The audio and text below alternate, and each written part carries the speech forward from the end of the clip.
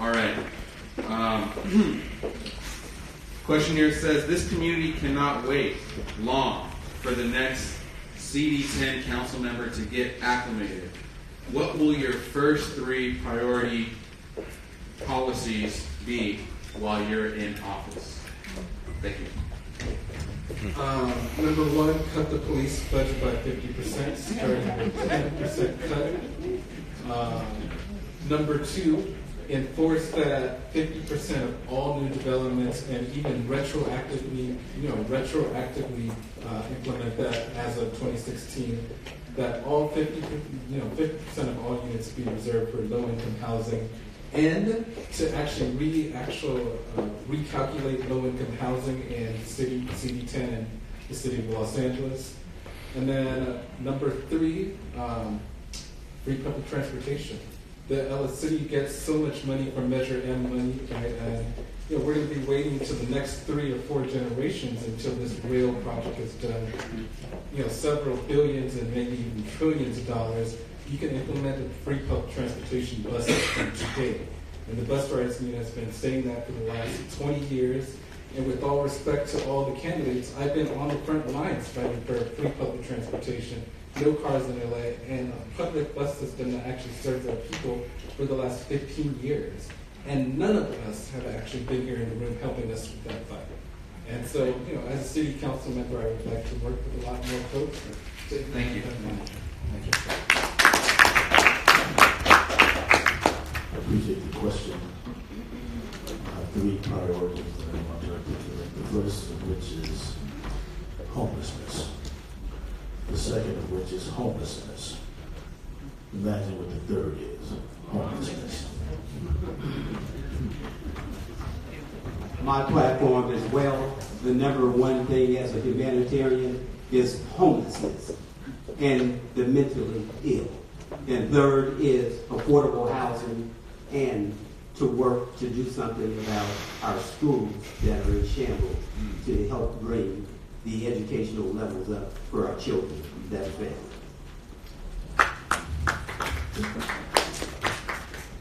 So my 3 priorities in my first 100 days is to tackle our current homelessness crisis by bringing the idea of housing first, wraparound services for our unhoused community, and also defend them and not criminalize them.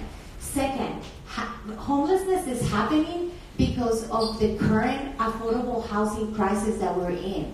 I am committed to continue supporting and defending the current inventory of rent control that we have and making sure that developers are accountable so that they're building the right affordable housing that our community deserves, and also that is the housing affordability that we can afford here in the 10th.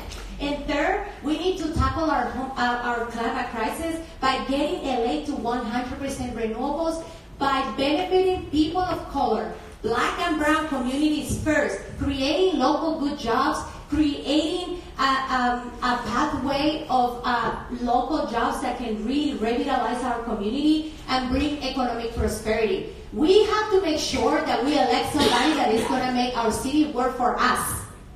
And that's what I'm committed to do. Thank you. My top 3 priorities are about affordable housing and homelessness because they come together. When you don't have affordable housing, you've got greater homelessness. Second is public infrastructure. If our roads, if our pipes, if our electric grids are not working properly, that means emergency response times by fire, ambulance, police, all comes at a slower pace, making it more dangerous for all of us. And third, and just as important, if not more, is the transparency and accountability that is needed. You want to know that your councilwoman is doing the job for the people. Thank you.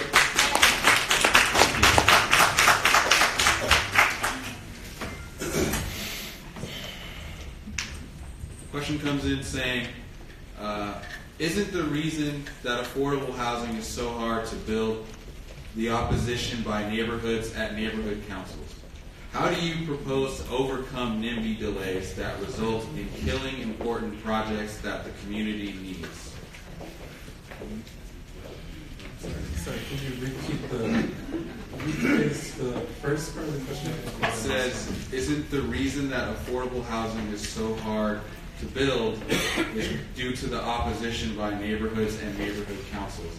How do you propose to overcome NIMBY delays that result in killing important projects?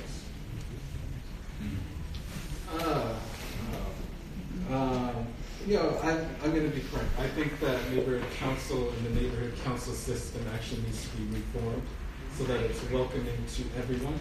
We went through the neighborhood council, and I'm not going to even say which one, but it wasn't as welcoming. And it does serve a lot of affluent neighbors. So how do we bring in everyone to the table to actually see these projects, right?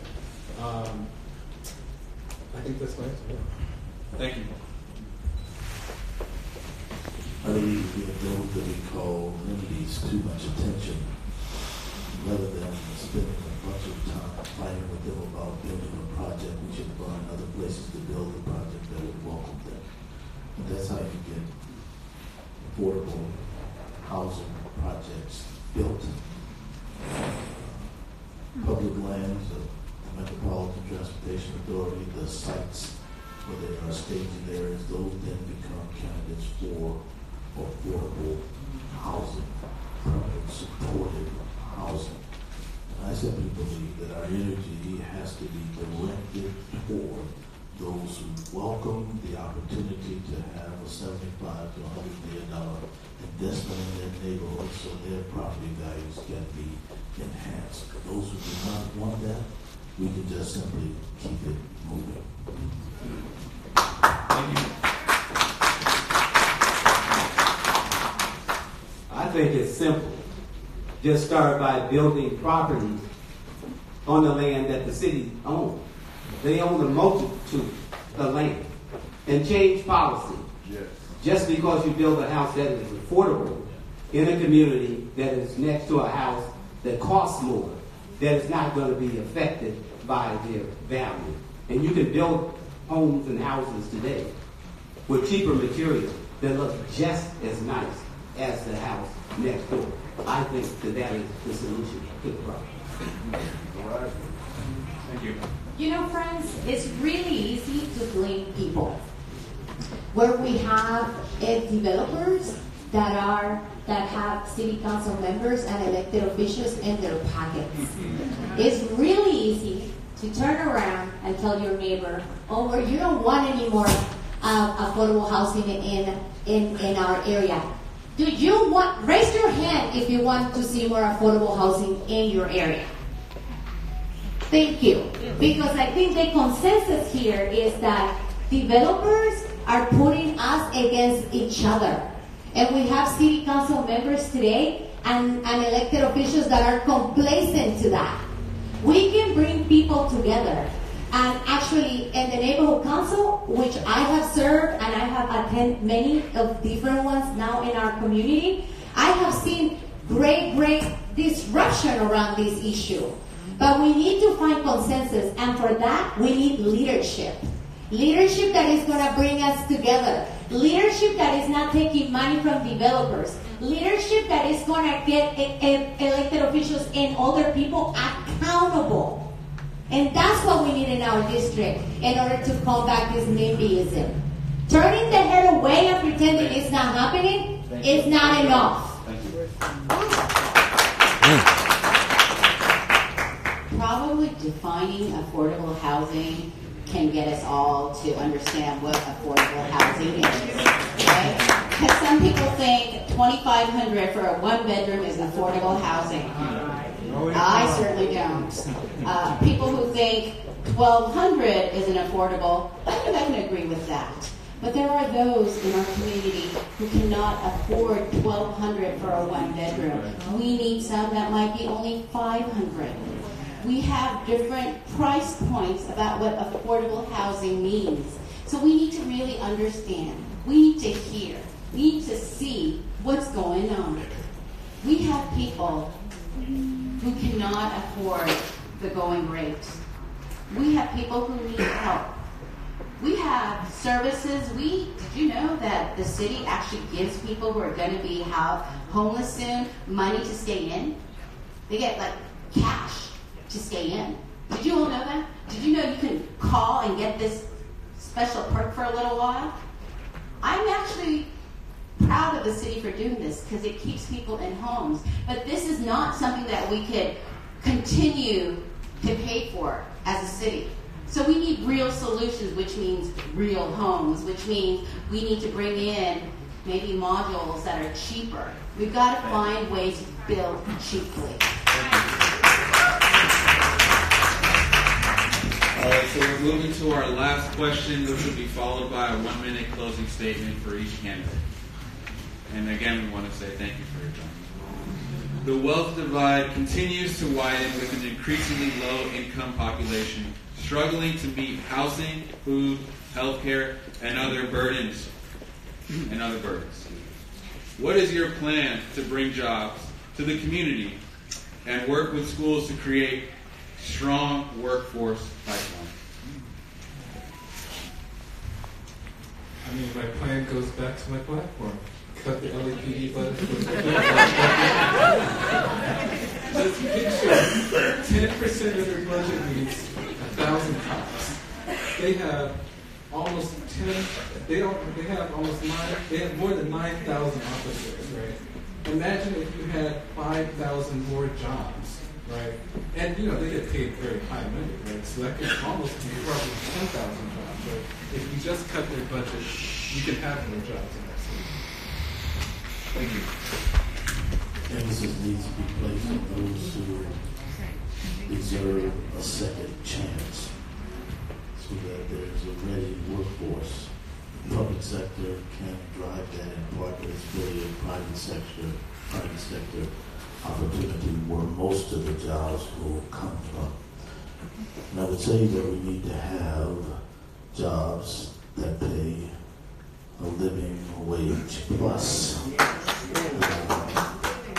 There's an argument about this is the lowest point of unemployment in the history of our nation, but certainly over the past 2 decades.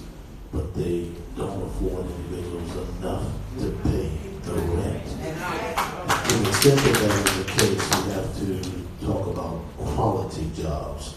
The only industry that defied the Great Recession, the earlier part of the years 2000 was the bioscience industry. Go to my website, I want to talk to you about what opportunities are there. And I'm not talking simply about jobs where there are white coats, but I'm talking about from the floor up, good paying jobs where we can train people to pay their rent and then have the capacity to purchase their home if they so choose. And so there's a lot of innovation that needs to be brought to bear. Start with second chances. Go into industries that are not traditional and make sure that they have a good working experience for their lives. When I was volunteering with the sheriff's department, what we did was we went in and we talked to those that was incarcerated and to work on the reconsideration rate for those that were going and that were involved in doing. But I think it goes hand in hand. We need to go back to what was successful before in our school system. We had trade schools. We had training. So when those individuals who did not want to go to college got out, they had a job as a plumber or a printer, and with affordable housing to be able to live in the community as well. We have to continue to have training and education ongoing, and that was why I mentioned earlier that I would like to build incubators in each community to be able to train individuals to be able to sustain and take care of themselves and live in a viable community. Thank you. There is a wealth of good jobs here right now. We just gotta find it. Did you know that our district, District 10, doesn't have a job placement office in our city. Did you know that? We don't. So we need to start there. I work with the Los Angeles Alliance for a New Economy, LANE, to create a pipeline of good jobs with IBW Local 18. People that have been incarcerated in the past, folks of color, women that wanted to get a good job at LADWP. Now the UPCT program allows them to go and get a job at DWP, which sometimes it takes people years. Those jobs are good. They're good paying, and they have good benefits. I'm also committed to bring new industries to our city. The renewable energy industry has a wealth of good paying jobs too. The 15 minimum wage is something that I support from the beginning. In fact, I don't think it's enough. Who can survive with $15 an hour with a family of 4, or even just yourself? It's impossible. I am really committed to bring more jobs to our district for people that are most needed. Thank you. Thank you, Ira. I apologize. Being the person going last, can you repeat that? No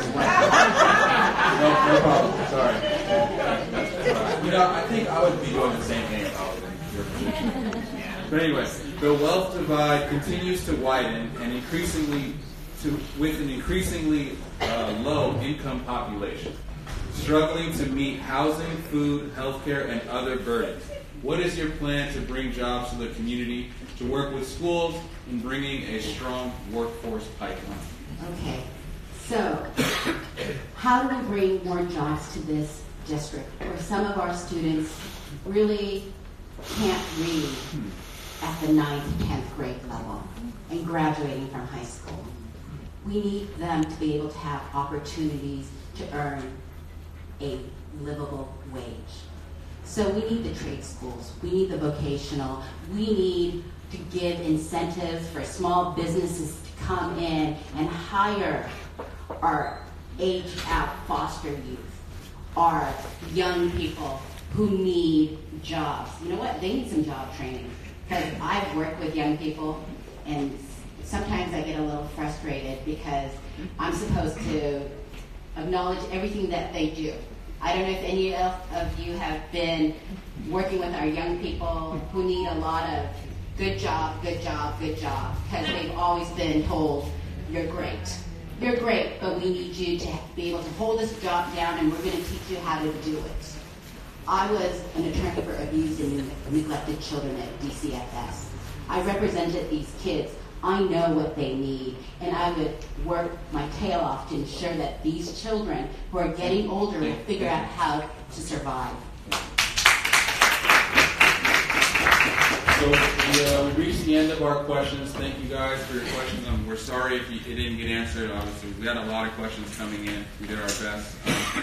And so we want to close off with the closing statements from the candidates. We'll give you 1 minute. And then we'll be wrapping up our event. So again, thank you everyone for coming. And Channing, floor is yours. Well, first of all, thank you to everyone who came, and I really like this forum because I get to speak to a whole range of audiences. I'm a civil rights organizer. I've been in the community for the last 15 years, and I've been on the ground doing the work. And I've been working with those that mainly a lot of elected officials that are in office have forgotten. And I'm running because they have not represented us for the last 15 to even 50 years, right?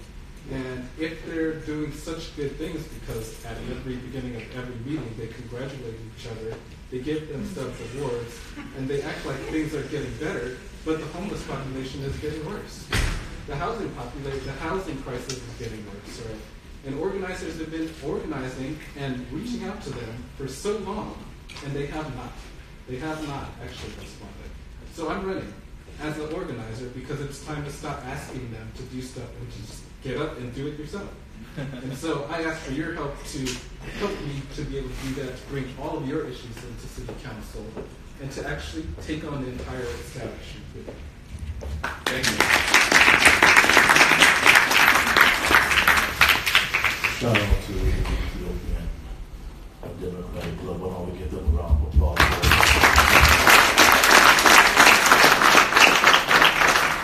Ladies and gentlemen, I'd be honored to be your council person for the 10th district. It's clear that I have an abundance of experience. I have a lot of capacity and ingenuity. I have a record of accomplishment that I'm prepared to set forth against anyone else's record. And I'm committed to that work and continuing it because this is the calling that I think I should fulfill. You don't build a new hospital and call it Martin Luther King if you don't have the capacity and the temerity to say that we will have first-rate health care for the poorest people of the county of Los Angeles. You don't build a rail line 10 years early. I'm talking about Crenshaw and LAX and everybody had written it off. You honored Tom Bradley, who, by the way, was the previous council member for the 10th district who went to do great things in transportation and the like. I'm simply saying this is an opportunity to fight the question of homelessness with imagination, with skill, with a sense of determination and heart to restore dignity to those individuals. And I would again be honored to serve as your council. Thank you.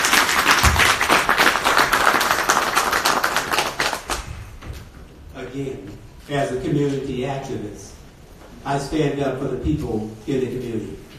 I was one of those people who stood to close the Martin Luther King Hospital because of this substandard treatment that people were getting there at the time. And without that, we would not have a new hospital today. So I'd like to thank you for that. All right. I have prepared myself for just this mission. As a longtime community advocate and a civil servant, I have stood behind our local and national politicians, volunteering wherever I was needed. When I realized that my rights were being violated, I became a civil rights and an advocate for human rights. I founded my organization, the Los Angeles Humanity Group Foundation, to help those in need, to give them a hand up. All rights are human rights, and human rights are community rights. And now our community needs a hand up to rebuild its splendor and restore its luster. Add your hands to the choice for the right leadership to fulfill this mission. All right. And I hope that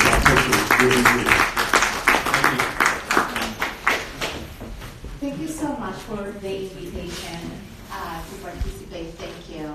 I am honored. I am running for City Council because our community deserves better than what City Hall has been delivering. I am committed to stand with the 36,000 unhoused people that are sleeping in our streets tonight and not criminalize them, but actually find sound solutions that work for our communities and for them. I am committed to fight for affordable housing because I believe housing affordability is a human right. We are in the middle of a climate crisis, and what we need is bold action and to take LA to 100% renewables and make sure that our city and people of color in our district are benefited first. I'm asking you all to stand with me because a vote for me is a vote for change. The same old boys club, the same career politicians are not going to get us far. We need somebody that is going to stay here with our community and fight. And I am committed to do that. Thank you.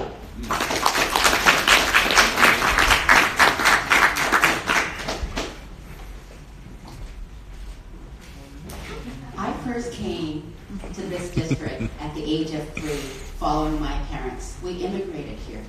I didn't speak English when I went to kindergarten, but I quickly found my voice. And even in kindergarten, I stood up against the bullies who were picking on this quiet little girl. She was ill. I didn't know it at the time. But 3 little girls were picking on her, and I told them to stop in broken English. And probably my only physical altercation The little girl pushed me and said, "You gonna stop me?" I pushed her back. She fell. She went away. I always stand up to bullies. I've done it since kindergarten. I will continue because that's my. This is quiet, and who are timid, who are shy, who can't speak for themselves. I'm a doer. I'm running because I don't like what City Hall, what the electeds have been doing. And I know I'll do a better job. And you can trust me to see it through and bring change and care for the people. Because people come first. Thank you.